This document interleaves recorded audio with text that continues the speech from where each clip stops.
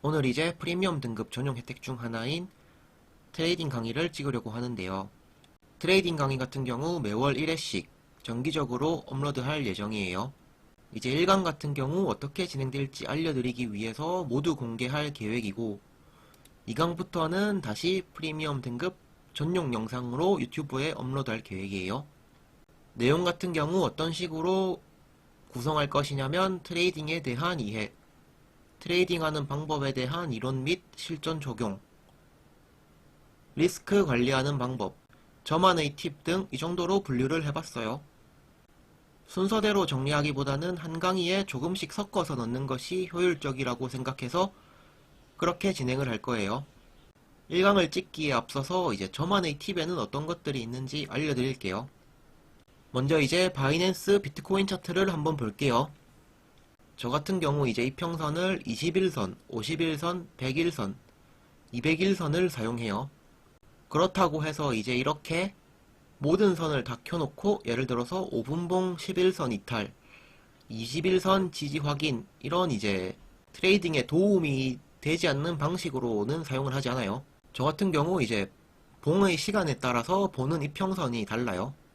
예를 들어서 이제 3일봉 같은 경우 200일선을 보거든요.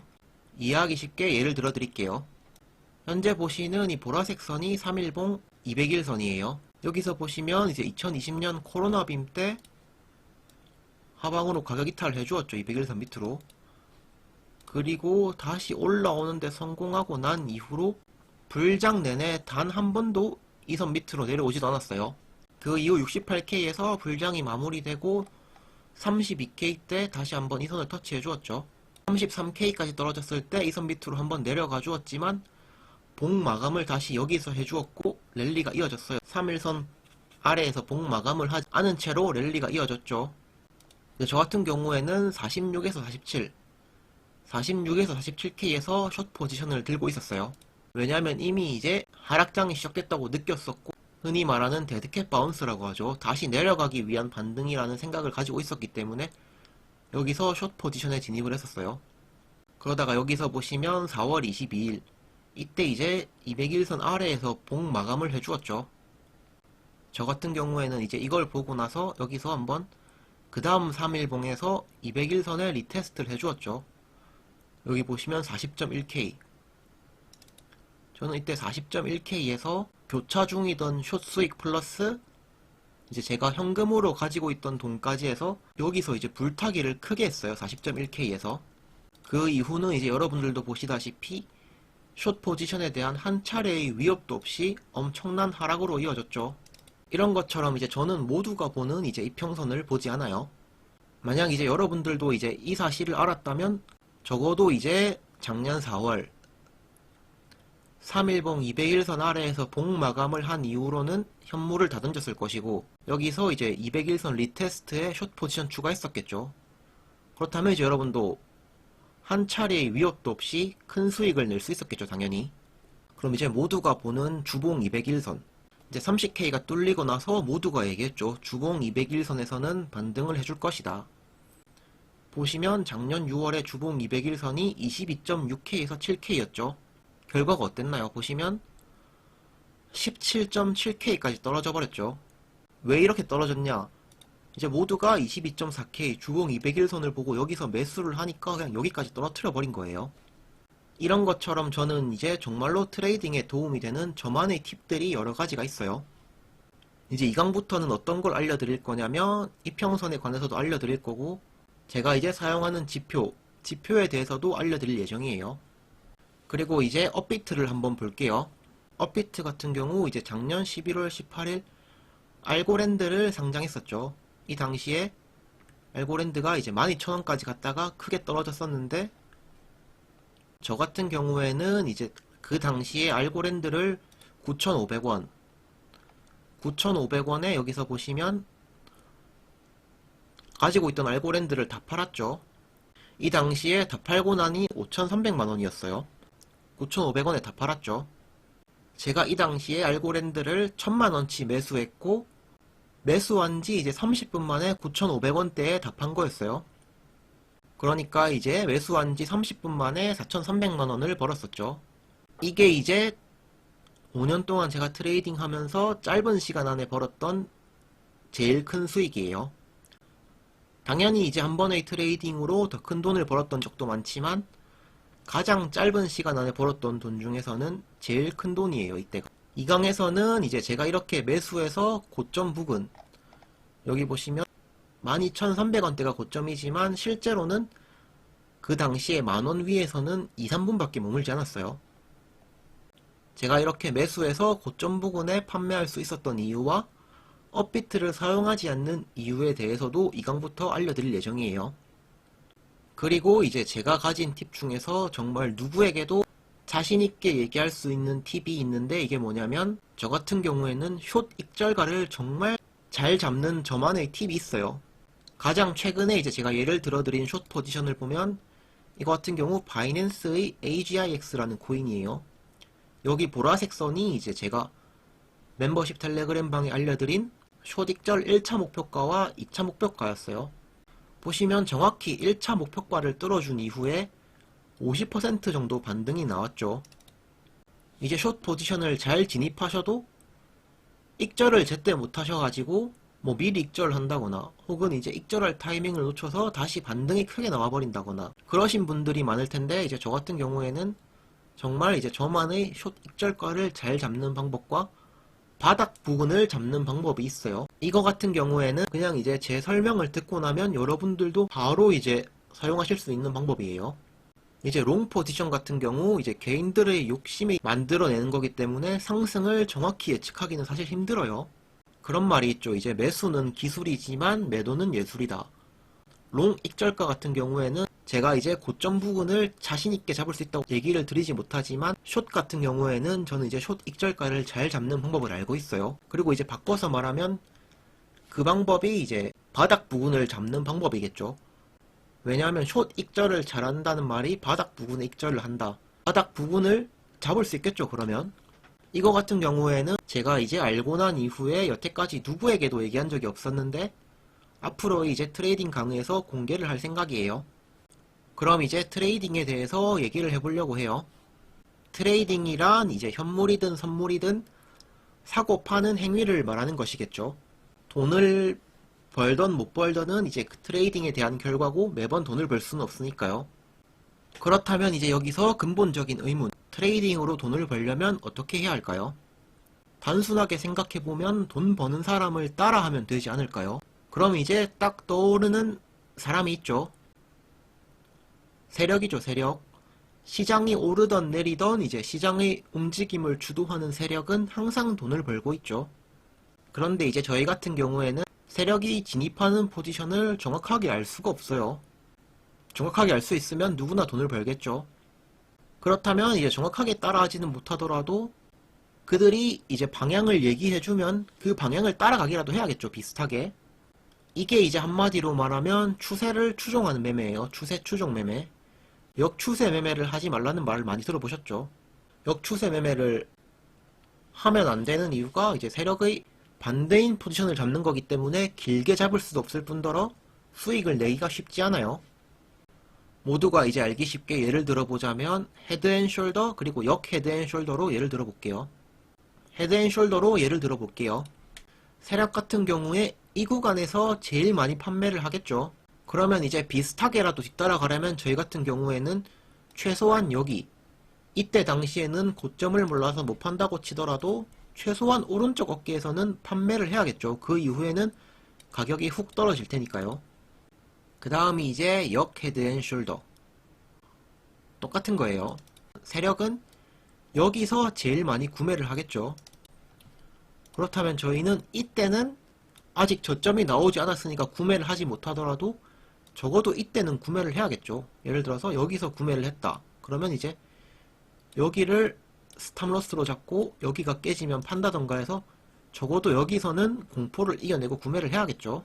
그렇지만 이제 대부분 이렇게 하지 못하는 이유가 이 구간들은 이제 항상 헤드앤숄더에서는 팔기에는 애매해요. 더 올라가면 어떡하지 하니까 못 팔고, 역 헤드앤숄더 같은 경우 더 내려가면 어떡하지 이러고 사지도 못해요.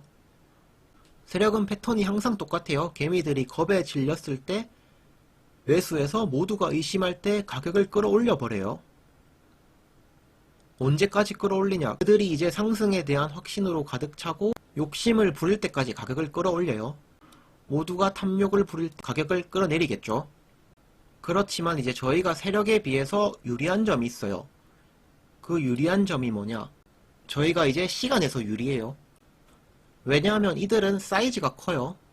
무슨 말이냐면 이제 한 번에 그들의 포지션을 시장가 매수, 시장가 매도로 다 채울 수가 없다는 말이에요. 그렇게 해버린다면 캔들에서 긴 윗꼬리 혹은 긴 아랫꼬리가 나타나 버리겠죠. 세력은 이제 이렇게 할 이유가 전혀 없겠죠. 자기들이 포지션을 다 알려주는 것이기 때문에. 그래서 이제 제가 항상 얘기하는 게 있는데, 차트에서는 가격을 나타내는 Y축과 시간을 나타내는 X축이 있어요. 이번 15K를 예로 들어 드릴게요. 이제 보시면 아시겠지만 62일, 2달이 넘게 바닥 부근에서 횡보를 하면서 그들의 포지션을 채운 거예요. 상승 역시 마찬가지죠. 81일, 약 3달에 가깝게 그들의 물량을 떠넘기고 숏 포지션을 채운 거예요. 이거 같은 경우 전형적인 헤드앤숄더죠. 가격만 볼 게 아니라 시간 역시 신경을 써야 해요. 항상 느끼셨을 거예요. 하락한 이후 이런 2달간의 횡보를 거치고 상승을, 여기서도 3달 가까이 횡보를 한 이후 하락. 모든 이제 상승과 하락 전에는 횡보가 나오는 법이에요. 고점 부근에서의 횡보는 물량을 떠넘기는 구간, 저점 부근에서의 횡보는 물량을 모으는 구간. 그렇지만 이제 개미들이 이 시간을 활용하지 못하는 거는 정확히 고점 부근을 잡으려고 하고, 이런 정확한 아랫꼬리와 윗꼬리, 정확한 고점 저점 부근을 잡으려고 욕심을 부리기 때문이에요. 정확히 바닥을 잡으려는 욕심, 정확히 고점을 잡으려는 욕심. 이런 이제 욕심들을 버리고 저희에게 유리한 시간을 잘 활용하면 돈을 버는 건 저는 엄청나게 어려운 일은 아니라고 생각을 해요. 예를 들어서 이제 현재 24.6K, 현재 이제 25.2K 이후 횡보를 하고 있는 상황인데, 현재 자리 역시 마찬가지예요. 비트코인이 이제 15K부터 25K까지 10,000불 넘게 상승을 했죠. 여기서 이제 물론 다들 얘기하는 28에서 30 논스톱으로 올라갈 수도 있겠죠, 당연히. 그렇지만 이제 제가 말하는 거는 조심해야 될 자리다라고 말씀을 드리는 이유가 리스크 관리가 확실하게 필요한 시점이기 때문이에요. 저는 15에서 16K에서 매수를 크게 진행했었고 25K에서는 상당 부분 판매를 했어요.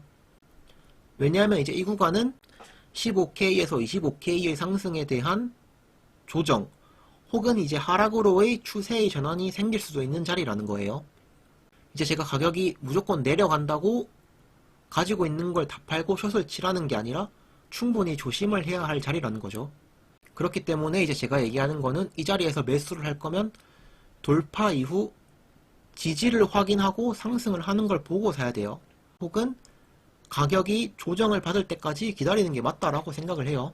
그리고 이제 저는 흔히 이제 뉴스에서 말하는 롱 세력과 숏 세력이 따로 있지 않다고 생각을 해요. 이제 여러분들이 동의를 안 하실 수도 있지만 이게 무슨 뜻이냐면 방향이 정해졌죠. 예를 들어서 여기서 하락으로 방향이 정해졌어요. 여기서 상승으로 방향이 정해졌어요. 제가 말하는 거는 이런 큰 움직임을 주도하는 거는 똑같은 세력이라는 거예요. 이렇게 이제 큰 움직임을 주도하는 세력이 하나이기 때문에 흔히 말하는 모두가 보는 자리는 안 온다라고 얘기를 하는 거예요. 실제로도 이 구간에서 많은 사람들이 12에서 14K를 외쳤죠. 세력은 이제 그걸 알고 있기 때문에 12에서 14K를 주지 않고 가격을 올린 거예요. 그리고 이제 중요한 거는 이 투자 시장을 움직이는 세력은 돈에 대해서 효율성을 엄청나게 중요시한다는 거예요. 그게 무슨 말이냐? 예를 들어서 그들이 이제 가격을 엄청나게 펌핑을 해요. 그런데 이제 어떤 구간부터 가격을 올리는데 개인들의 숏도 들어오지 않고 개인들이 이제 다들 롱만 치고 매수만 한다. 이제 그들의 롱 포지션에 자신들의 숏 포지션을 채우고 물량을 떠넘기고 이제 가격을 더 이상 펌핑하지 않고 이런 식으로 횡보를 하면서 개인들의 매수세에 본인들의 물량을 넘기는 거예요. 그러면서 이제 그 매수세에 숏 포지션을 체결하고 덤핑을 시작하는 거죠. 반대로 이제 숏 수익을 내면서 신나게 가격을 덤핑하고 있어요. 근데 이제 어떤 구간부터 가격을 내리는데 개인들이 롱 포지션도 들어오지 않고 패닉셀이 나온다. 그러면 이제 그 부분을 바닥으로 정하고 거기서 패닉셀을 받아먹고 롱 포지션을 채우는 거예요. 이제 개인들 모두가 이 당시에 12에서 14K에서 롱 쳐야지 매수해야지 하니까 이 구간에서는 매수세가 안 들어오고 개인들이 실제로 숏 포지션만 쳤죠. 그곳에 가면 그럼 세력은 개인들과 같이 매수를 진행해야 해요. 그러면 이제 돈의 효율성이 너무 떨어지겠죠. 그러면 이제 세력의 선택지는 두 개예요. 12에서 14K를 주지 않고 여기서 올리거나 혹은 이제 12에서 14K를 그냥 강하게 뚫어버린다. 아까 말씀드린 주봉 200일선 마찬가지죠. 모두가 보고 있으니까 이 당시 주봉 200일선이 22K였는데 17K까지 내려버렸죠. 그러니까 이제 가격이 내려오지 않고 세력이 가격을 올려버리는 거예요. 왜냐하면 돈의 효율성, 여기서는 가격을 올리는 게 돈이 더 적게 들기 때문이에요. 그렇다면 이제 차트가 왜 중요하냐? 차트 같은 경우 이런 가격대 및 시간대는 이전의 세력이 그 결정을 한 자리라는 거예요. 아무 이유 없이 그런 결정을 하지 않았겠죠. 이 구간에서 이제 개인들의 매수세만 강하게 들어오니까 고점으로 만들어버린 거고, 실제로 이제 여기서 이렇게 고점을 뚫어주니까 또 개인들이 매수세만 들어오니까 여기서 이제 물량을 떠넘기고 숏 포지션을 체결한 거죠. 그리고 이제 제가 15에서 16K가 바닥 부근이라고 생각한 이유가 또 있어요. 이 당시에 21K 여기서 FTX 사태가 터졌죠. FTX라는 이제 엄청나게 하락을 만들기에는 큰 재료죠. 모두가 공포를 느낄 만한, 이제 큰 거래소가 망했기 때문에 모두가 공포를 느낄 만한 큰 재료인데, 그럼에도 불구하고 15K에서 하락이 멈췄어요. 이제 세력은 공포감을 더 심어주기 위해서 21K까지 펌핑을 한 이후에 15K까지 하락을 만들어냈어요. 왜냐, 예를 들어서 18K에서 그냥 떨어졌다. 실제로 보면 이전 저점인 17K에서 15K까지는 2K밖에 떨어지지 않았어요. 그런데 이제 18K에서 15K까지 그냥 떨어졌다. 그러면 이제 모두들 매수를 했겠죠. 그런데 이제 큰 충격을 주기 위해서 21K까지 펌핑을 했다가 15K까지 떨어뜨린 거예요. 이제 FTX라는 정말로 지나가는 옆집 할머니도 충격받을 만한 코인계에서는 엄청나게 큰 이슈가 터졌음에도 불구하고 15K에서 하락이 멈췄다는 거. 누군가 이제 하락을 멈추고 매수를 했다는 거겠죠. 그리고 이전 저점과 가격은 실제로 차이가 나지 않지만 이 구간에서 저는 횡보를 오래 거치는 걸 보고, 아, 여기가 바닥이겠구나 라는 생각이 기간이 길면 길어질수록 커졌어요. 이제 이 자리 같은 경우 지금에서야 보면 이제 여기서 왜 숏을 쳤겠냐라고 다들 생각하시겠지만, 그 당시에는 트레이딩 뷰나 유튜브로 보면 모두들 이제 코인이 망한 것처럼 숏 관점만 한가득했어요. 저 같은 경우에는 이제 그런 것들을 보면서 제 롱 관점에 더 확신을 가지게 됐어요. 여기가 이제 바닥이겠구나.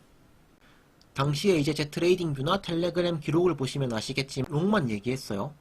횡보 기간이 길어질수록 무서움도 없어지고 오히려 상승에 관한 확신이 커졌기 때문에 매수를 추가적으로 진행할 수 있었어요. 이제 리스크 관리에 대해서도 이야기를 해볼게요. 리스크를 관리하는 제일 쉬운 방법은 당연히 손익비가 좋은 자리에서만 트레이딩을 하는 거예요. 이게 이제 제일 쉬운 방법이지만 손익비 좋은 자리 찾기가 어렵죠. 그렇기 때문에 이제 차트에 대해서 많은 공부를 해야 하는 거고, 저 같은 경우에는 이제 차트에 대한 공부뿐만 아니라 개인의 심리에 대해서도 저는 정말로 중요하게 생각을 하고 중요하게 보거든요. 이제 앞으로의 트레이딩 강의에서 저만의 이제 개인들의 심리 파악하는 방법을 이해하기 쉽게 알려드릴 거예요. 그것도.